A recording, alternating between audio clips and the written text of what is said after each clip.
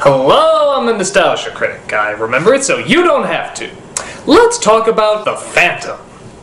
No, not that Phantom. Definitely not that Phantom. No, believe it or not, there is actually something far worse than Gerard Butler singing. Almost. This is the Billy Zane version.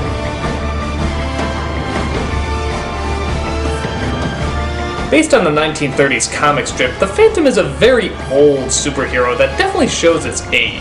I mean, I could see this being made in the 50s or even the 30s, like when the comic strip came out.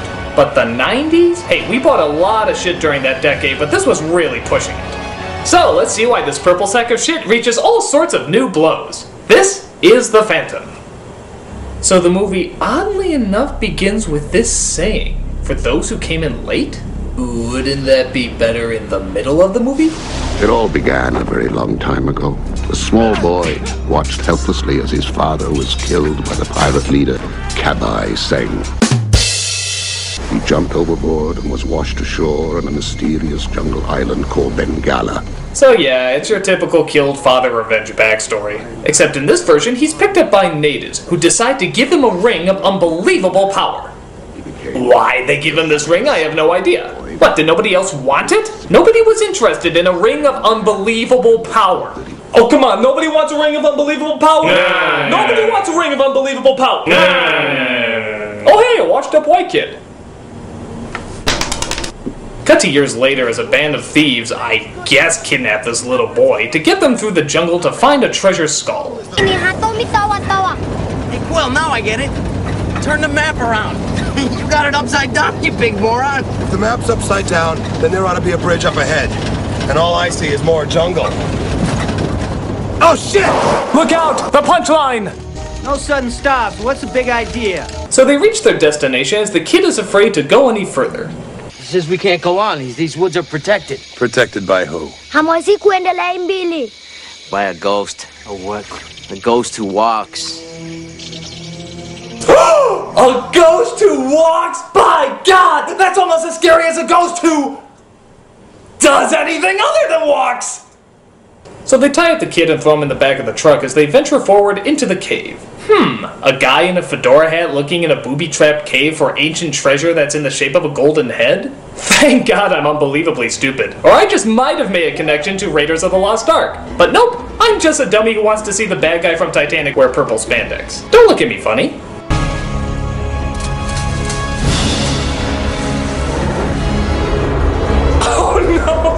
No. I'm sorry, it's the purple Hamburglar. I mean, how is anyone supposed to look at that and take it seriously? Oh, shit! Look out! It's the gayest thing you've ever seen!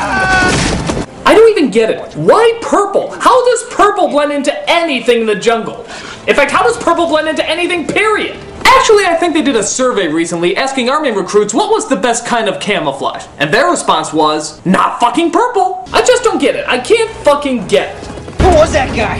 Somebody I already killed. What? You heard me. I killed him years ago. Well, guess what? He's back. But only a ghost can do that. A ghost who walks. Seriously, outside of Pac-Man, how many fucking purple ghosts have you ever heard of? Wow, look at that. This in no way resembles an action scene from one of the most famous adventure movies of all time. Or maybe it does, but it certainly loses all dignity once you put your main character in a purple costume. So the Phantom saves the boy, but unfortunately the bad guy escapes. So we cut to the Phant cave as he looks for information on the skull while his faithful boy servant tends to his needs. That's probably not as gross as it sounds, but I'm not denying anything either. The skulls of Tuganda. When placed together, the three skulls harness an energy 1,000 times greater than any force or high explosive known to man. For 4 centuries, there's been no trace to them. It's good as new, really. Very well, ghost who walks. Really? He has to call him Ghost Who Walks? You know, how about something more appropriate, like Man Who Wears Eyeshadow, or Spirit Who Should Put on a Shirt, or Guy Who Tee-hee-hee, I'm so sorry, I just can't get past that stupid purple costume. But oh well. We see another young adventurer named Diana Palmer, who is trying to help her uncle prove that an evil businessman named Drax is tampering in piracy. He's on a quest. for a supernatural power. And it turns out that Drax is on a quest and is super evil as well, as this scene where he confronts a traitor demonstrates to us. All requests for access to special collections come directly to me. I'm the only one who sees them. Well, good. Thanks so much for coming. Not at all.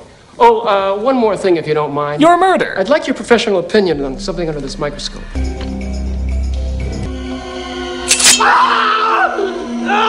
Well, I guess you won't be needing these anymore. Now, again, why didn't he just shoot this guy? I mean, at first I thought it was to maybe cover up his tracks, but how do you explain death by killer microscope? So the plane that was carrying Diana gets ambushed by air pirates. Attack! It turns out they've come specifically for her, as we see the leader of the pirates is... Oh snap. Catherine Zeta-Jones. Happy now? Get a good look. I don't care if you haven't been in a good movie for 8 years. One day you will be mine. So the Phantom catches up with an old friend to investigate Diana's kidnapping. Can't you ever come in through the front door? It's too obvious. Too obvious. The man dressed like a purple condom is afraid of being too obvious. You couldn't get more obvious if you were shitting fireworks! She was on her way to see me, oddly enough. Let's see what I can do. So we see Catherine Zeta-Jones is working with that fedora-wearing schmuck we saw earlier in the movie. Who are you people? Are you crazy? Do you realize how many laws you've broken? Oh, God, she's right. I didn't even comprehend. Okay, put her back, put her back. I mean, we can't keep her here, obviously, for breaking some law. Yes! But luckily, the Phantom is on his way to save her. Ooh, a love letter.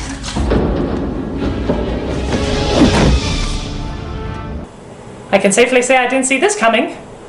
Let's go. Why should I go with you? Trust me, Diana. You know my name? Yeah, you're Diana Palmer. Your kidnapping's been reported to the authorities. This is a rescue. Shaw, like, I am a ghost who walks, you know. So let's see just how stealth a man in a purple suit can really be. Well, that didn't take very long now, did it? Worst escape ever. Relax. Small world, huh? Too small for two of us. But his wolf named Devil helps him escape as Diana... Oh, God, you gotta be kidding me. I mean, I could see Yosemite Sam falling for that, but a real-life person? Come on, it's really pushing it. So they fight off the bad guys and escape by using one of the boat planes, and... he just sort of leaves the wolf behind. Well, that's nice. Real nice. What the hell is he supposed to do? Catch a cab back to the island?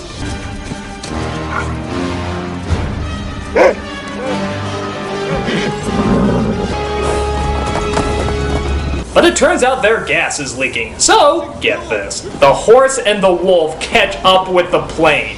Are these just like the fastest fucking animals in the world? Look at all this shit they have to go through to catch up to them. A goddamn cheetah from Krypton wouldn't be that fast.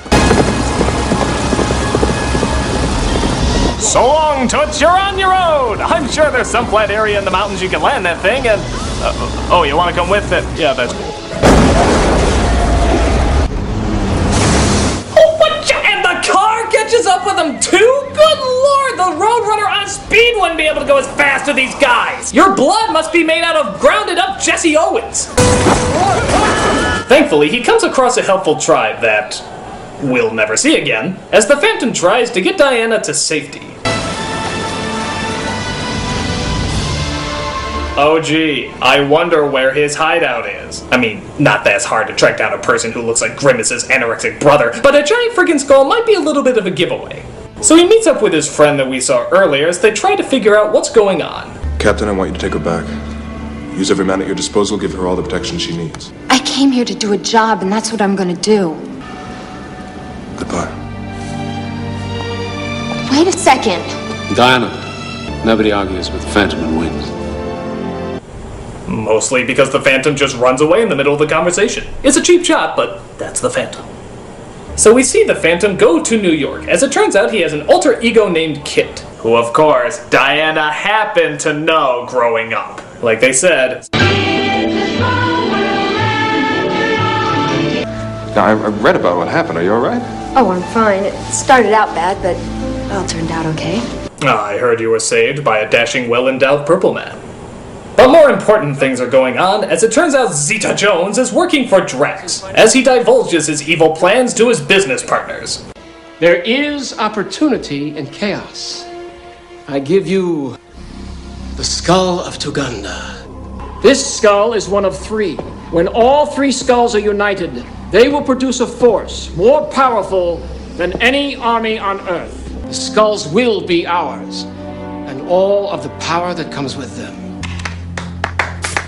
Don't you think we should invest in munitions, seeing how there's a war brewing in Europe? Nope! Skulls! How about a public works program with government backing? Skulls! Nothing but skulls! Well, how about diversifying our portfolio Skulls! Skulls! Our entire financial future is completely skull-based! Now please be quiet! Skulls! Count me out. This is wrong. Skulls? Forces of darkness? This isn't right. What businessman would honestly question a supernatural treasure hunt for an evil skull that has demonic powers? Okay, Ray, that's how you feel about it.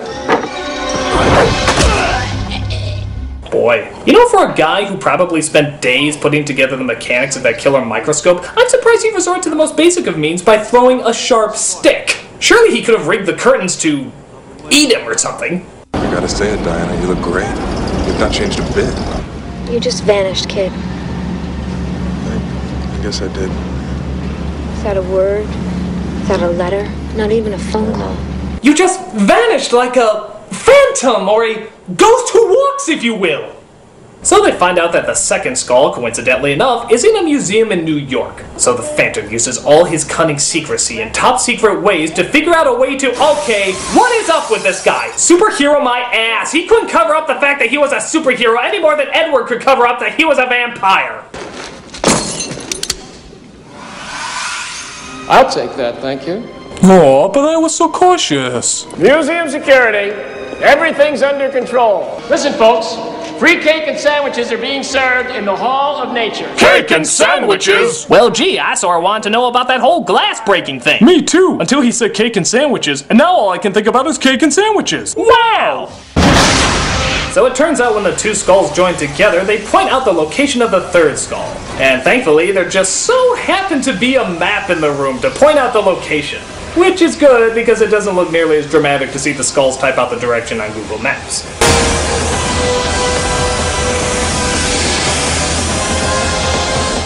Again, this scene doesn't look the least bit like that other series of adventure movies. Hell, did they just have the same writer or something?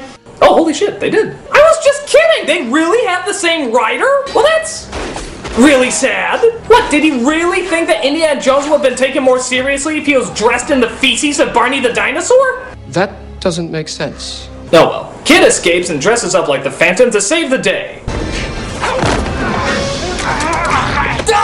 That's my purple ass!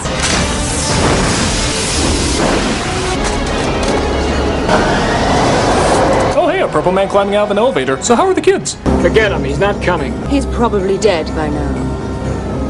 What is wrong with you? Why are you so mean? Don't you care about anything? Like what? You figure it out. All right, everybody just shut up. That was a lame conversation. So they stumble across the island of the third skull where they find the ancient order of the Pirates of the Caribbean ride. Who might you be? He is the great Kabai Seng, leader of the Seng Brotherhood. As well as the Shang Tsung Brotherhood. Your soul is mine. But one of the business partners doesn't trust him and points a gun at their leader. It's every man for himself. Okay, you get me out of here, or else you're really gonna sleep with the fishes. Shinnubu? What's that supposed to mean? Violet Ken. Oh gee, maybe I should like shoot you or something. That is after all why I pointed a gun at you in the first place. Oh, I'm dead. Fatality. So the Phantom comes in to fight everybody off as Drax finally gets a hold of the third skull. But it turns out there's also a fourth skull, which is the most powerful of them all. The Deus Ex Machina skull, if you will. I've worn it all my life. For protection. I never really understood what that meant until right now. Ha! What a cheap jungle trick! Ha! I am acting! So it turns out the fourth skull was on the Phantom's ring the whole time. Yeah, what a pretty weak twist. As he uses it to destroy Drax forever.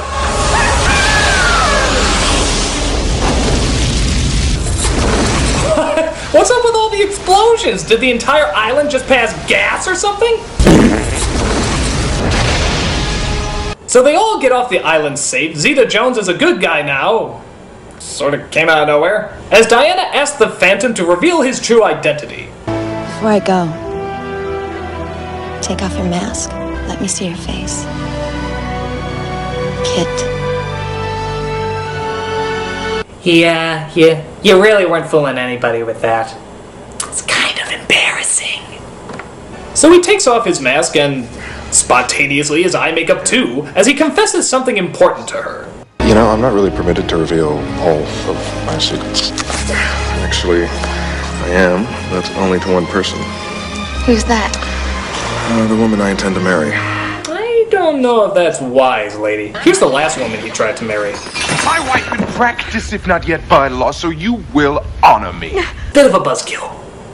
So, oddly enough, she doesn't marry him, as I guess they're saving that for the incredible sequel that'll never ever come. And thank Lord, because this movie was stupid. It's not the worst ever, but it's just so unimpressive. We don't really get to know the Phantom well, and what we do know, we don't really care that much about. The fight scenes are standard, the villain's pretty standard, and... yeah, purple? Really? I just can't get over that. You picked fucking purple. Why didn't you just paint polka dots on his head while you were at it? But, thankfully, there is one upside to this movie. The only problem is I can't get it back to the downside. I'm the Nostalgia Critic guy, remember? So you...